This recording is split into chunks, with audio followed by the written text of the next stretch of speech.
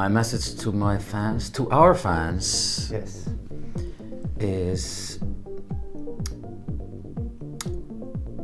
open your ears and hearts and be merry. Be merry. Okay, I think that's a wrap.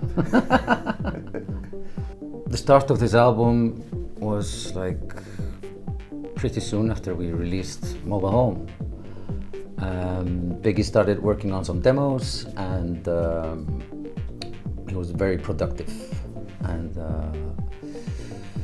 yeah, I related to a couple of demos and started working on the melodies and the lyrics, and Margaret was very proactive as well.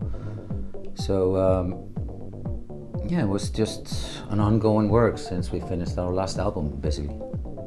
My way of working, or my method for approaching music making is not very constant or firm or defined. It's more like getting to it when I feel inspired, and that's how it's evolved in the way that Biggie makes most of the, he makes most of the music parts, and I come with my thoughts, my soul and my heart, and try to relate to his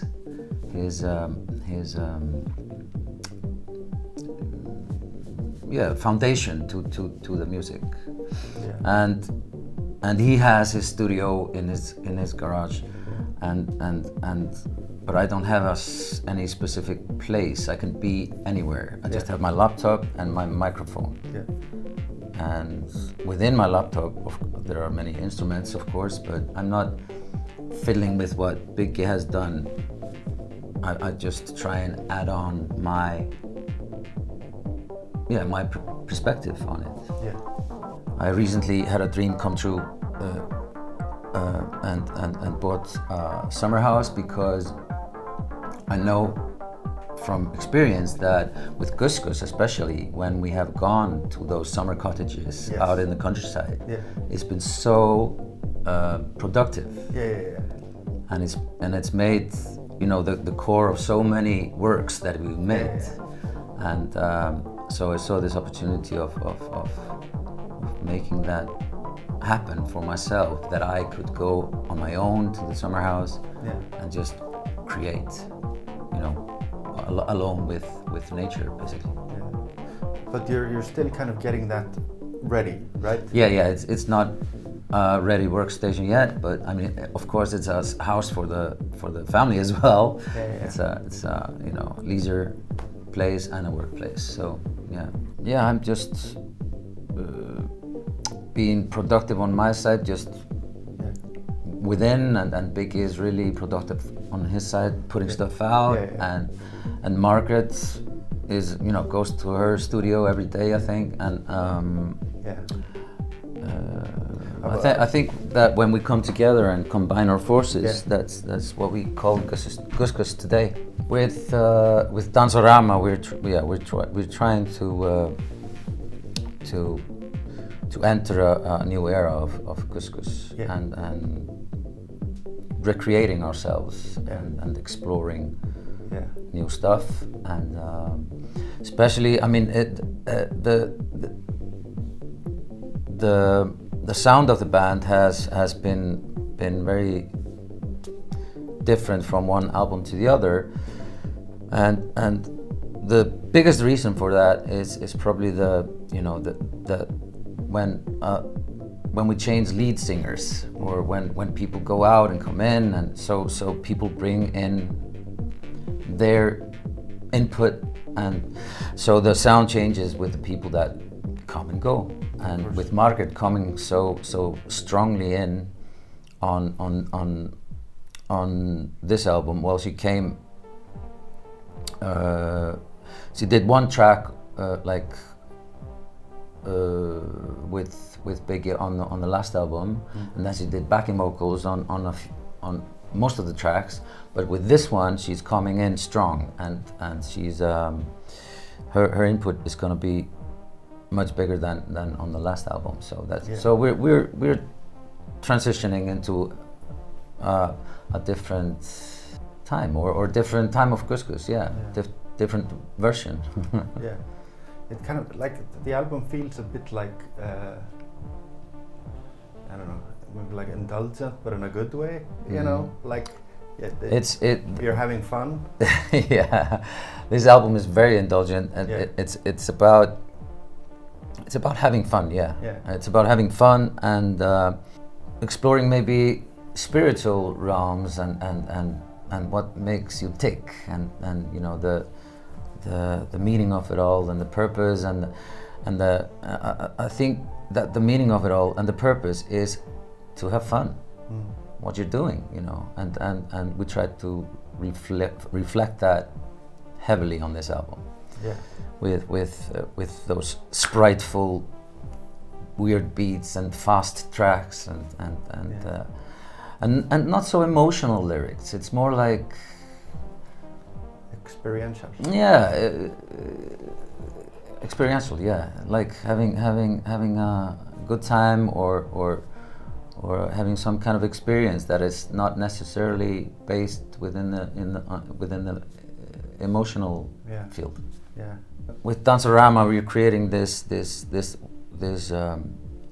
kind of a club or an occult cult club where people can come and there are different levels of you know, it's a kind of a pyramid basically where you know there's the people that haven't been there and are trying to get in and they get access and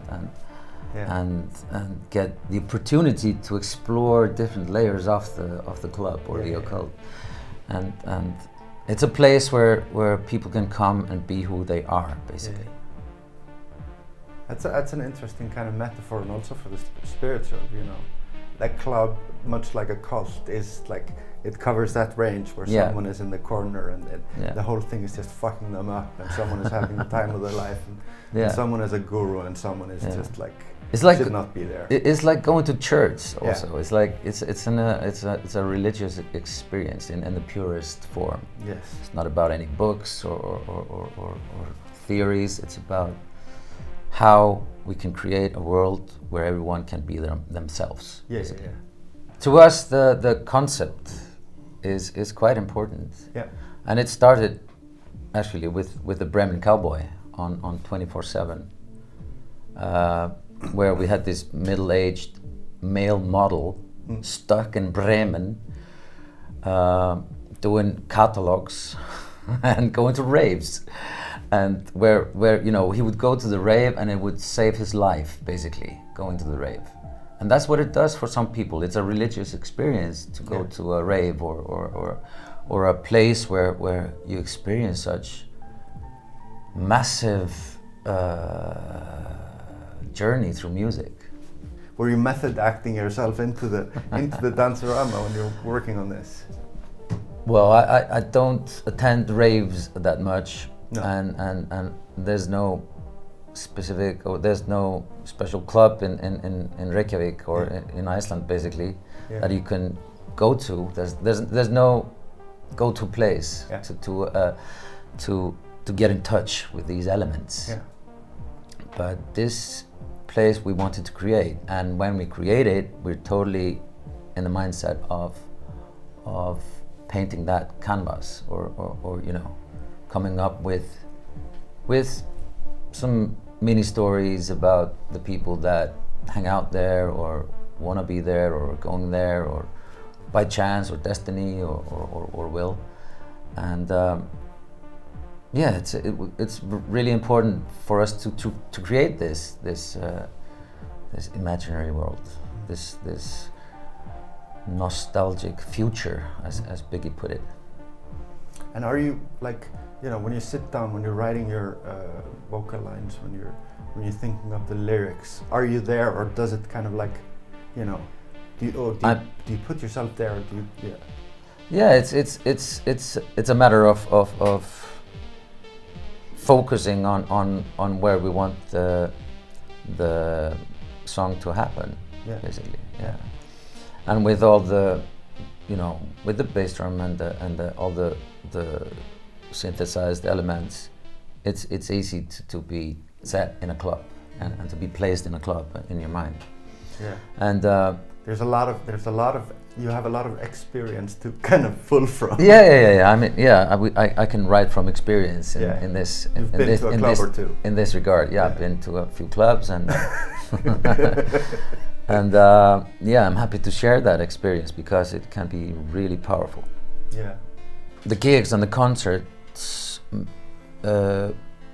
play a huge role in shaping our approach to the music making and how we make music. How people receive the music, how we enjoy it, what atmosphere are we creating, and so forth. We sometimes take songs on the road that haven't been released, just to see how we feel about it and how the audience reacts. And so the concerts can reshape a song completely. Yeah. And so it's a really important part for GusGus to be in contact with their audience that way. Yeah. Danceorama is heavily instrumental. Yeah. And that, I guess that's, how we want to express ourselves too, that, it doesn't have to be with words. It can also just be a release, like catharsis of just. We made a few vocal tracks as well, and it's like 40%, 60% instrumental and 40% vocals. And there's also an old track there with Earth and Högni, who are ex-members of the band. And we decided to throw it in there because it had that powerful drive in it that the album and the emotional add-on that maybe the other tracks didn't have. Yeah. So it kind of makes a good balance for the album to put that track in there because it's a good dance track.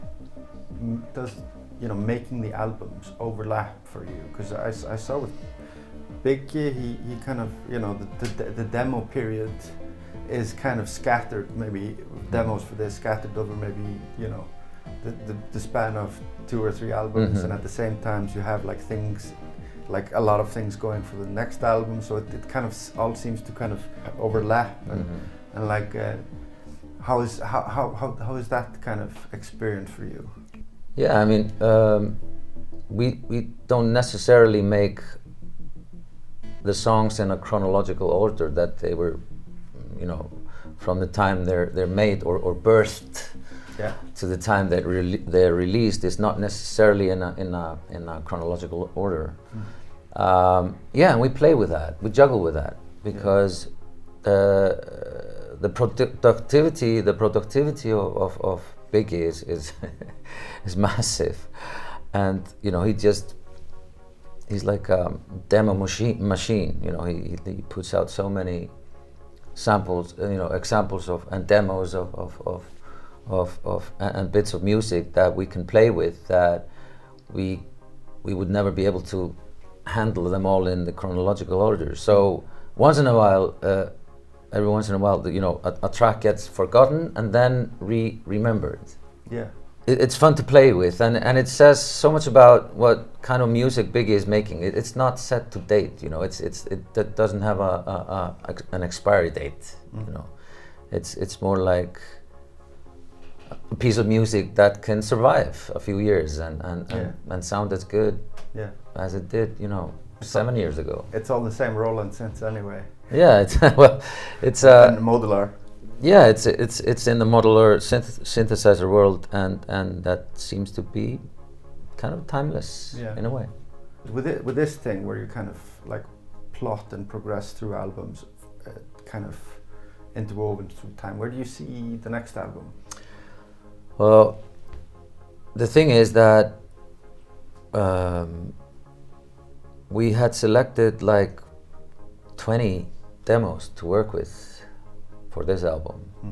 So we have a few more tracks up our sleeve that are already on their way to the next album. So we already started working on them. Yeah. But we're still gonna make some new demos and some new songs and work on tracks that, we haven't met yet. And not made yet. So we have a bunch of songs, and we basically look at this as at least a period of 2 albums. So the album that is coming out now is like a launch pad for this the continuation of it, the second album of this phase. And we're gonna work hard on making it even a better album than this one, but we're really happy with this one. My only job in GusGus is to be in a good mood and feeling to be receptive to what Big is doing and come up with my own ideas and add on to that to the whole concoction. And my sole job is to be present and be in the best emotional state that I could be in. If I'm not in good mood, then I don't know what's going to happen to the rest. Other people are allowed more kind of, like if you're working in the back, you don't have to be in the best version of yourself. No, it's part of the job to emanate this warmth, to emanate this positivity, and to be on top of it. Yes. Can we end with who are you wearing? That outfit is amazing. What I'm wearing is really important. I take great care of present myself in the best way I possibly can, and so what I'm wearing is Palomo. Okay. He's a Spanish designer. Yeah. And I just love him because when I wear his clothes, it's like I have wings. Yeah. I mean, you're not understating it. It's really kind of... I take off. It's really its own thing.